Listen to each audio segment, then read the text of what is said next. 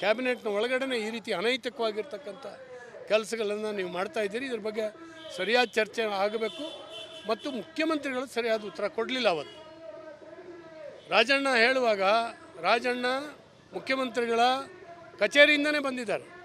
ಮುಖ್ಯಮಂತ್ರಿಗಳು ವಿಧಾನಸೌಧದ ಒಳಗಡೆ ವಿಧಾನಸಭೆ ಪಕ್ಕದಲ್ಲೇ ಇರುವಂಥ ಚೇಂಬರ್ನೊಳಗೆ ಕೂತ್ಕೊಂಡು ಇದನ್ನು ಪೂರ್ತಿ ಅವಲೋಕನ ಮಾಡ್ತಾ ಇದ್ದಾರೆ. ಟಿ ವಿನಲ್ಲಿ ಒಳಗೆ ಬರಲಿಲ್ಲ. ಯಾಕೆ ಬರಲಿಲ್ಲ? ಇಂಟೆಲಿಜೆನ್ಸಿ ಇವತ್ತು ಅವ್ರ ಕೈಯಲ್ಲಿದೆ. ಯಾರು ಮಾಡಿದ್ದು ಅಂತ ಗೊತ್ತಿದೆ ಅವರಿಗೆ. ಅಂದರೆ ಇವರು ರಾಜಕೀಯ ಮೇಲಾಟಕ್ಕಾಗಿ ಇವತ್ತು ಜನರ ಅಭಿವೃದ್ಧಿಯನ್ನು ಮರೆತು, ಅದಕ್ಕೆ ಹಣವೂ ಇಲ್ಲ ಅಭಿವೃದ್ಧಿಗೆ ಮತ್ತು ಜನರ ಅಭಿವೃದ್ಧಿ ಮಾಡೋ ಮನಸ್ಸೂ ಇಲ್ಲ ಇವರಿಗೆ.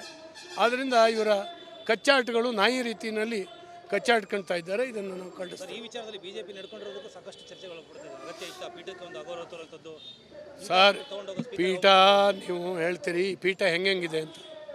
ಇದೇ ಯು ಟಿ ಖಾದರ್ ಮೊನ್ನೆ ದಿವಸ ಆದೇಶ ಮಾಡಿದ್ರಲ್ಲ, ಅವರು ಸಸ್ಪೆಂಡ್ ಆಗಿದ್ದರು ಹಿಂದಿನ ಸರ್ಕಾರದಲ್ಲಿ.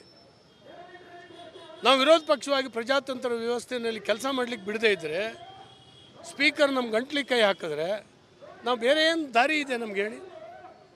ಅದನ್ನು ಒಂದು ಹಂತದಲ್ಲಿ ನಾವು ಪ್ರತಿಭಟನೆ ಮಾಡಿದ್ದೀವಿ. ಪೀಠಕ್ಕೆ ಹೋಗೋದೇನು ರೀ? ಪೀಠದಿಂದ ಎಳೆದು ಹಾಕಲಿಲ್ವ ಹಿಂದೆ? ಧರ್ಮೇಗೌಡರನ್ನ ವಿಧಾನ ಪರಿಷತ್ನಲ್ಲಿ ಎಳೆದಾಕಿ ಮಾನಸಿಕವಾಗಿ ಅವರ ನೊಂದು ಆತ್ಮಹತ್ಯೆ ಮಾಡ್ಕೊಂಡಂಥ ನಿದರ್ಶನಗಳು ಇವತ್ತಿದ್ದಾವೆ. ಇವತ್ತು ಬಂಗಾರಪ್ಪನವರಂಥವ್ರು ಮೈಕನ್ನು ಮುರಿದು ವಿಧಾನಸಭಾಧ್ಯಕ್ಷರ ಮುಖಕ್ಕೆ ಎಸ್ತಿದ್ರು. ಅವೆಲ್ಲ ಇದ್ದಾವೆ. ಹಿಂದೆ ಇವ್ರದೇ ಕಾಲದಲ್ಲಿ ಎಷ್ಟು ಸಾರಿ ಅದ್ರ ಮೇಲೆ ಹತ್ತಿ ಕುಣಿದಿದ್ದಾರೆ, ಸ್ಪೀಕರ್ನ ಎಳೆದಾಡಿದ್ದಾರೆ. ನಾನು ಯಾಕೆಂದರೆ ಇವತ್ತು 18 ಜನ ಶಾಸಕರನ್ನು ಸಸ್ಪೆಂಡ್ ಮಾಡಿದ್ದಾರೆ. ಇದು ಪ್ರಜಾಪ್ರಭುತ್ವ ವಿರೋಧಿಯಾಗಿರ್ತಕ್ಕಂಥ ಒಂದು ಆದೇಶ. ಯು ಟಿ ಖಾದರ್ ಇದನ್ನು ನೆನಪಿಟ್ಕೊಳ್ಬೇಕು. ಅವರ ಸ್ಥಾನವನ್ನು ಕಾಂಗ್ರೆಸ್ ದುರುಪಯೋಗ ಮಾಡ್ಕೊಳ್ತಾ ಇದೆ. ಕಾಂಗ್ರೆಸ್ ಬರೆದು ಕೊಟ್ಟ ಹಾಗೆ ಇವರು ಅನೌನ್ಸ್ ಮಾಡಿದ್ದಾರೆ ಅಂತ ಹೇಳಿ ನನಗೆ ಅನಿಸ್ತದೆ. ಏನೋ ಮಾಡಿರಿ. ಇವತ್ತು ಸ್ಪೀಕರ್ ಪೀಠ ಅಲ್ಲ ಶಾಸಕರನ್ನ ಆಯ್ಕೆ ಮಾಡೋದು, ಕಾಂಗ್ರೆಸ್ ಅಲ್ಲ ಶಾಸಕರನ್ನ ಆಯ್ಕೆ ಮಾಡಿದ್ದು, ಜನ. ಆ ಜನರ ಹತ್ರ ಹೋಗ್ತೇವೆ, ನಾವು ಹೇಳ್ತೇವೆ ಏನು ಆದೇಶ ಮಾಡ್ತಾರೆ ನೋಡೋಣ. ಏನು ಸಂವಿಧಾನ ಇಲ್ವಾ? ಕೋರ್ಟ್ ಇಲ್ವಾ? ಇವ್ರು ಏನು ಬೇಕಾದ್ರೂ ಮಾಡ್ಬೋದು, ಸರ್ವಾಧಿಕಾರಿನೇ ಇವರು. ಇದು ಆಗೋದಿಲ್ಲ. ಇದು ಇತಿಹಾಸದಲ್ಲಿ ಹೊಸ ದಾಖಲೆ. ಅವ್ರಿಗೆ ಸಂಬಳ ಕೊಡಬಾರ್ದು, ಅವ್ರಿಗೆ ಭತ್ಯೆ ಕೊಡಬಾರ್ದು, ಅವ್ರ ಉಪಸಮಿತಿಗಳಿಗೆ ಏನಿದು ಯಾವ್ದಾದ್ರು ಹಿಂಗಿದ್ದು ಏನಾದ್ರು ಒಂದು ಇನ್ಸಿಡೆಂಟ್ ಆದಾಗ ಒಂದು ದಿನ ಸಸ್ಪೆಂಡ್ ಮಾಡ್ತಿದ್ರು. ಇವಾಗ ಹಂಗಿಲ್ಲ, 6 ತಿಂಗಳು. ಮತ್ತು ಅನೇಕ ಸಂಗತಿಗಳು ಅವರು ಲೆಟ್ರ್ ಕೊಟ್ಟರೆ DC ಕೆಲಸ ಮಾಡಬಾರ್ದು. ಏನು ಮಾಡ್ಲಿಕ್ಕೆ ಕೊಟ್ಟಿದ್ದಾರೆ. ಪ್ರಕರಣದಲ್ಲಿ ಹಿಂದೆ ಬಿಜೆಪಿ ಇಬ್ಬರು ಮಾಜಿ ಸಿಎಂಗಳು ಕೂಡ ಬೇಲ್ ಮೇಲೆ ಇದ್ದಾರೆ. ಅವರು ಕೂಡ ಸಾಕಷ್ಟು ಇದ್ದಾರೆ ಅಂತ ಹೇಳ್ಬಿಟ್ಟು 500 ಮಂದಿ ಅಂತ ಹೇಳಿರುವಂಥದ್ದು. ರಾಜ್ಯ ಸರ್ಕಾರದಲ್ಲಿ ಸರ್ ಬೇಲ್ ಮೇಲೆ ಇರಲಿಕ್ಕೆ ಹನಿ ಟ್ರ್ಯಾಪಿನ ಫ್ಯಾಕ್ಟ್ರಿನೇ ಕಾಂಗ್ರೆಸ್ನಲ್ಲಿದೆ. ಇವರು ಹೋರಾಟ ಮಾಡಿ ಸಾಧನೆ ಮಾಡಿ ಇವತ್ತು ಅಧಿಕಾರಕ್ಕೆ ಬಂದಿದ್ದಲ್ಲ. ಇಂಥದೇ ಕುಕೃತ್ಯವನ್ನು ಮಾಡಿ ಅಧಿಕಾರಕ್ಕೆ ಬಂದಿರತಕ್ಕಂಥದ್ದು ಇವರಲ್ಲೇ ಇದ್ದಾರೆ. ಹನಿ ಟ್ರ್ಯಾಪ್ ಮಾಡೋವಂಥವ್ರು ಅದೇ ಉದ್ಯೋಗ, ಅದೇ ದಂಧೆ ಮಾಡ್ಕೊಂಡಿದ್ದಾರೆ. ಅದನ್ನು ಒಂದು ಟೀಮನ್ನೇ ಸಾಕೊಂಡಿದ್ದಾರೆ. ಹನಿ ಟ್ರ್ಯಾಪ್ ಮಾಡುವಂಥ ಕೆಲವು ಹೆಣ್ಮಕ್ಳನ್ನ ಮತ್ತು ಇದನ್ನು ಎಲ್ಲ ಉಪಕರಣಗಳನ್ನು ಇವರು ಇಟ್ಕೊಂಡು ಇದನ್ನು ವ್ಯವಸ್ಥಿತವಾಗಿ ಮಾಡುವಂಥದ್ದು ಇದೆ. ಒಂದು ಸರ್ಕಾರವಾಗಿ ಆಳಬೇಕೇ ಹೊರತು ಈ ರೀತಿಯ ಅನೈತಿಕ ಒಂದು ದಾರಿನಲ್ಲಿ ಹೋಗುವಂಥದ್ದು ಒಳ್ಳೆಯದು. ಸರ್, ಇದು ಹನಿ ಟ್ರ್ಯಾಪು ಯಾರೋ ಉದ್ಯಮಿಗಳನ್ನ ಯಾರನ್ನೋ ಇದನ್ನು ಮಾಡ್ತಾಯಿದ್ರು. ಇವತ್ತು ರಾಜಕಾರಣದಲ್ಲಿ ಇದು ಬಂದಿದೆ. ಭಾಳ ಅಪಾಯಕಾರಿಯಾಗಿರ್ತಕ್ಕಂಥ ಸಂಗತಿ. ಹಾಗಾಗಿ ಇದು ಮುಂದೆ ಸಮಾಜದಲ್ಲಿ ಇದಕ್ಕೆ ಚರ್ಚೆ ನಡಿಬೇಕಾಗ್ತದೆ. ಇದಕ್ಕೆ ಕಾಂಗ್ರೆಸ್ಸೇ ಗುರು. ಕಾಂಗ್ರೆಸ್ಸಿನಿಂದನೇ ಇದು ಹುಟ್ಟಿದೆ. ಇದು ಕಾಂಗ್ರೆಸ್ಸನ್ನೇ ಅಂತ್ಯ ಮಾಡುತ್ತೆ. Thank you.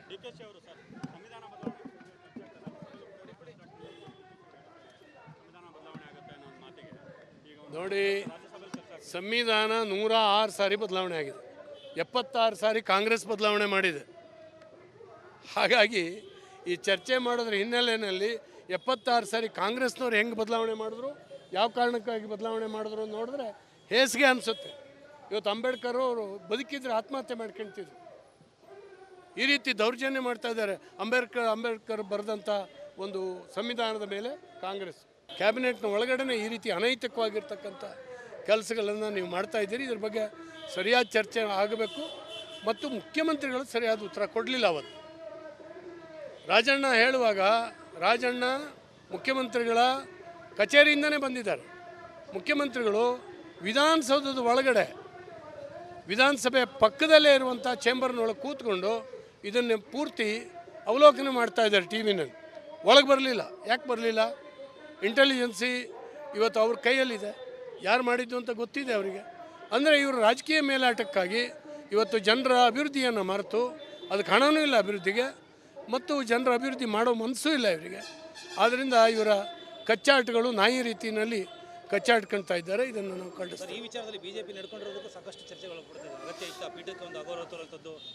ಸರ್, ಪೀಠ ನೀವು ಹೇಳ್ತೀರಿ ಪೀಠ ಹೆಂಗಿದೆ ಅಂತ. ಇದೇ ಯು ಟಿ ಖಾದರ್ ಮೊನ್ನೆ ದಿವಸ ಆದೇಶ ಮಾಡಿದ್ರಲ್ಲ, ಅವರು ಸಸ್ಪೆಂಡ್ ಆಗಿದ್ದರು ಹಿಂದಿನ ಸರ್ಕಾರದಲ್ಲಿ. ನಾವು ವಿರೋಧ ಪಕ್ಷವಾಗಿ ಪ್ರಜಾತಂತ್ರ ವ್ಯವಸ್ಥೆಯಲ್ಲಿ ಕೆಲಸ ಮಾಡಲಿಕ್ಕೆ ಬಿಡದೇ ಇದ್ದರೆ, ಸ್ಪೀಕರ್ ನಮ್ಮ ಗಂಟ್ಲಿಗೆ ಕೈ ಹಾಕಿದ್ರೆ ನಾವು ಬೇರೆ ಏನು ದಾರಿ ಇದೆ ನಮ್ಗೆ ಹೇಳಿ? ಅದನ್ನು ಒಂದು ಹಂತದಲ್ಲಿ ನಾವು ಪ್ರತಿಭಟನೆ ಮಾಡಿದ್ವಿ. ಪೀಠಕ್ಕೆ ಹೋಗೋದೇನು ರೀ? ಪೀಠದಿಂದ ಎಳೆದಾಕಲಿಲ್ವ ಹಿಂದೆ? ಧರ್ಮೇಗೌಡರನ್ನ ವಿಧಾನ ಪರಿಷತ್ನಲ್ಲಿ ಎಳೆದಾಕಿ ಮಾನಸಿಕವಾಗಿ ಅವರು ನೊಂದು ಆತ್ಮಹತ್ಯೆ ಮಾಡ್ಕೊಂಡಂಥ ನಿದರ್ಶನಗಳು ಇವತ್ತಿದ್ದಾವೆ. ಇವತ್ತು ಬಂಗಾರಪ್ಪನವರಂಥವ್ರು ಮೈಕನ್ನು ಮುರಿದು ವಿಧಾನಸಭಾ ಅಧ್ಯಕ್ಷರ ಮುಖಕ್ಕೆ ಎಸ್ತಿದ್ರು. ಅವೆಲ್ಲ ಇದ್ದಾವೆ. ಹಿಂದೆ ಇವ್ರದೇ ಕಾಲದಲ್ಲಿ ಎಷ್ಟು ಸಾರಿ ಅದ್ರ ಮೇಲೆ ಹತ್ತಿ ಕುಣಿದಿದ್ದಾರೆ, ಸ್ಪೀಕರ್ನ ಎಳೆದಾಡಿದ್ದಾರೆ. ನಾನು ಯಾಕೆಂದರೆ ಇವತ್ತು 18 ಜನ ಶಾಸಕರನ್ನು ಸಸ್ಪೆಂಡ್ ಮಾಡಿದ್ದಾರೆ. ಇದು ಪ್ರಜಾಪ್ರಭುತ್ವ ವಿರೋಧಿಯಾಗಿರ್ತಕ್ಕಂಥ ಒಂದು ಆದೇಶ. ಯು ಟಿ ಖಾದರ್ ಇದನ್ನು ನೆನಪಿಟ್ಕೊಳ್ಬೇಕು. ಅವರ ಸ್ಥಾನವನ್ನು ಕಾಂಗ್ರೆಸ್ ದುರುಪಯೋಗ ಮಾಡ್ಕೊಳ್ತಾ ಇದೆ. ಕಾಂಗ್ರೆಸ್ ಬರೆದು ಕೊಟ್ಟ ಹಾಗೆ ಇವರು ಅನೌನ್ಸ್ ಮಾಡಿದ್ದಾರೆ ಅಂತ ಹೇಳಿ ನನಗೆ ಅನಿಸ್ತದೆ. ಏನೋ ಮಾಡಿರಿ. ಇವತ್ತು ಸ್ಪೀಕರ್ ಪೀಠ ಅಲ್ಲ ಶಾಸಕರನ್ನ ಆಯ್ಕೆ ಮಾಡೋದು, ಕಾಂಗ್ರೆಸ್ ಅಲ್ಲ ಶಾಸಕರನ್ನ ಆಯ್ಕೆ ಮಾಡಿದ್ದು, ಜನ. ಆ ಜನರ ಹತ್ರ ಹೋಗ್ತೇವೆ, ನಾವು ಹೇಳ್ತೇವೆ ಏನು ಆದೇಶ ಮಾಡ್ತಾರೆ ನೋಡೋಣ. ಏನು ಸಂವಿಧಾನ ಇಲ್ವಾ? ಕೋರ್ಟ್ ಇಲ್ವಾ? ಇವ್ರು ಏನು ಬೇಕಾದ್ರೂ ಮಾಡ್ಬೋದು, ಸರ್ವಾಧಿಕಾರಿನ ಇವರು. ಇದು ಆಗೋದಿಲ್ಲ. ಇದು ಇತಿಹಾಸದಲ್ಲಿ ಹೊಸ ದಾಖಲೆ. ಅವ್ರಿಗೆ ಸಂಬಳ ಕೊಡಬಾರ್ದು, ಅವ್ರಿಗೆ ಭತ್ಯೆ ಕೊಡಬಾರ್ದು, ಅವ್ರ ಉಪಸಮಿತಿಗಳಿಗೆ ಏನಿದು ಯಾವ್ದಾದ್ರು ಹಿಂಗಿದ್ದು ಏನಾದ್ರು ಒಂದು ಇನ್ಸಿಡೆಂಟ್ ಆದಾಗ ಒಂದು ದಿನ ಸಸ್ಪೆಂಡ್ ಮಾಡ್ತಿದ್ರು. ಇದು ಹಂಗಿಲ್ಲ, 6 ತಿಂಗಳು. ಮತ್ತು ಅನೇಕ ಸಂಗತಿಗಳು ಅವ್ರು ಲೆಟ್ರ್ ಕೊಟ್ಟರೆ DC ಕೆಲಸ ಮಾಡಬಾರ್ದು. ಏನು ಮಾಡ್ಲಿಕ್ಕೆ ಕೊಟ್ಟಿದ್ದಾರೆ. ಪ್ರಕರಣದಲ್ಲಿ ಹಿಂದೆ ಬಿಜೆಪಿ ಇಬ್ಬರು ಮಾಜಿ ಸಿಎಂಗಳು ಕೂಡ ಬೇಲ್ ಮೇಲೆ ಇದ್ದಾರೆ. ಅವರು ಕೂಡ ಸಾಕಷ್ಟು ಇದ್ದಾರೆ ಅಂತ ಐನೂರು ಮಂದಿ ಹೇಳಿರುವಂಥದ್ದು. ರಾಜ್ಯ ಸರ್ಕಾರದಲ್ಲಿ ಸರ್ ಬೇಲ್ ಮೇಲೆ ಇರಲಿಕ್ಕೆ ಹನಿ ಟ್ರ್ಯಾಪಿನ ಫ್ಯಾಕ್ಟ್ರಿನೇ ಕಾಂಗ್ರೆಸ್ನಲ್ಲಿದೆ. ಇವರು ಹೋರಾಟ ಮಾಡಿ ಸಾಧನೆ ಮಾಡಿ ಇವತ್ತು ಅಧಿಕಾರಕ್ಕೆ ಬಂದಿದ್ದಲ್ಲ. ಇಂಥದೇ ಕುಕೃತ್ಯವನ್ನು ಮಾಡಿ ಅಧಿಕಾರಕ್ಕೆ ಬಂದಿರತಕ್ಕಂಥದ್ದು ಇವರಲ್ಲೇ ಇದ್ದಾರೆ.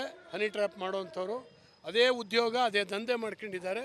ಅದನ್ನು ಒಂದು ಟೀಮನ್ನೇ ಸಾಕೊಂಡಿದ್ದಾರೆ. ಹನಿ ಟ್ರ್ಯಾಪ್ ಮಾಡುವಂಥ ಕೆಲವು ಹೆಣ್ಮಕ್ಳನ್ನ ಮತ್ತು ಇದನ್ನು ಎಲ್ಲ ಉಪಕರಣಗಳನ್ನು ಇವರು ಇಟ್ಕೊಂಡು ಇದನ್ನು ವ್ಯವಸ್ಥಿತವಾಗಿ ಮಾಡುವಂಥದ್ದು ಇದೆ. ಒಂದು ಸರ್ಕಾರವಾಗಿ ಆಳಬೇಕೇ ಹೊರತು ಈ ರೀತಿಯ ಅನೈತಿಕ ಒಂದು ದಾರಿನಲ್ಲಿ ಇವರು ಹೋಗುವಂಥದ್ದು ಒಳ್ಳೆಯದು. ಸರ್, ಇದು ಹನಿ ಟ್ರ್ಯಾಪು ಯಾರೋ ಉದ್ಯಮಿಗಳನ್ನ ಯಾರನ್ನೋ ಇದನ್ನ ಮಾಡ್ತಾಯಿದ್ರು. ಇವತ್ತು ರಾಜಕಾರಣದಲ್ಲಿ ಇದು ಬಂದಿದೆ. ಭಾಳ ಅಪಾಯಕಾರಿಯಾಗಿರ್ತಕ್ಕಂಥ ಸಂಗತಿ. ಹಾಗಾಗಿ ಇದು ಮುಂದೆ ಸಮಾಜದಲ್ಲಿ ಇದಕ್ಕೆ ಚರ್ಚೆ ನಡಿಬೇಕಾಗ್ತದೆ. ಇದಕ್ಕೆ ಕಾಂಗ್ರೆಸ್ಸೇ ಗುರು. ಕಾಂಗ್ರೆಸ್ಸಿನಿಂದನೇ ಇದು ಹುಟ್ಟಿದೆ. ಇದು ಕಾಂಗ್ರೆಸ್ಸನ್ನೇ ಅಂತ್ಯ ಮಾಡುತ್ತೆ. Thank you.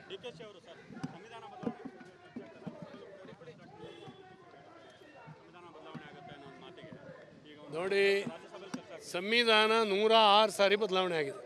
76 ಸಾರಿ ಕಾಂಗ್ರೆಸ್ ಬದಲಾವಣೆ ಮಾಡಿದೆ. ಹಾಗಾಗಿ ಈ ಚರ್ಚೆ ಮಾಡೋದ್ರ ಹಿನ್ನೆಲೆಯಲ್ಲಿ 76 ಸಾರಿ ಕಾಂಗ್ರೆಸ್ನವ್ರು ಹೆಂಗೆ ಬದಲಾವಣೆ ಮಾಡಿದ್ರು, ಯಾವ ಕಾರಣಕ್ಕಾಗಿ ಬದಲಾವಣೆ ಮಾಡಿದ್ರು ನೋಡಿದ್ರೆ ಹೇಸಿಗೆ ಅನಿಸುತ್ತೆ. ಇವತ್ತು ಅಂಬೇಡ್ಕರ್ ಅವರು ಬದುಕಿದ್ರೆ ಆತ್ಮಹತ್ಯೆ ಮಾಡ್ಕೊಳ್ತಿದ್ರು. ಈ ರೀತಿ ದೌರ್ಜನ್ಯ ಮಾಡ್ತಾ ಇದ್ದಾರೆ ಅಂಬೇಡ್ಕರ್ ಬರೆದಂಥ ಒಂದು ಸಂವಿಧಾನದ ಮೇಲೆ ಕಾಂಗ್ರೆಸ್.